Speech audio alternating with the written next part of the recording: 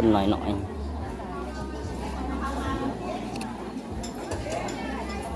โอ้แม่ลูกอยู่รันของมองพ่อบ้านเสียดีพ่อบ้านไปทางใด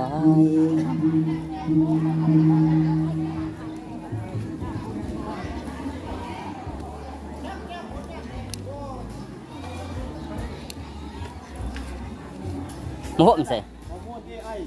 ฮะมูนAI เดี๋ยวเฮ็ดแต่ว่าเฮ็ดได้โอ้ AI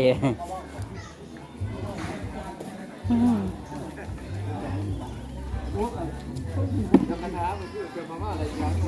จะดูหัวร้ายใจถูกป่ะก็รู้ดอกมันก็ทางเช่นเนาะอันนี้ไหนใครแต่บริเทเนาะว่าใครแต่บริเทใส่กุเทือนป่งใส่กับขี้ดินเดี๋ยวจะฝนด้วยมันเอาเรื่องไหนอย่างฝนโอ้มอเก่าวง10 โมงตกแหละ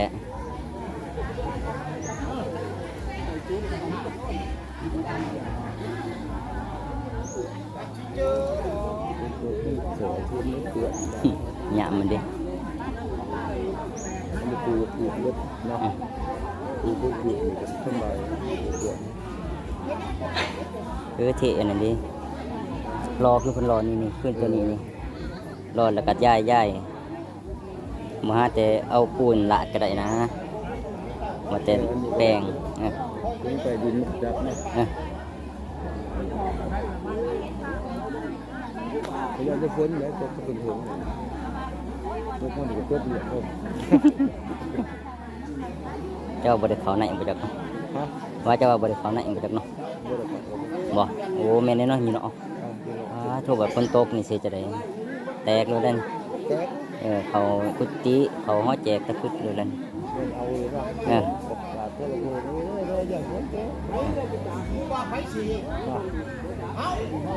กูมาสะได้เนาะ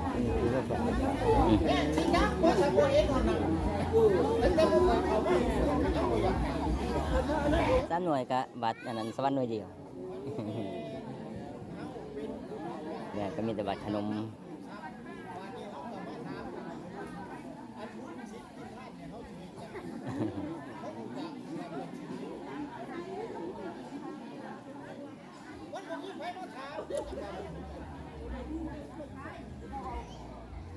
เอามามือ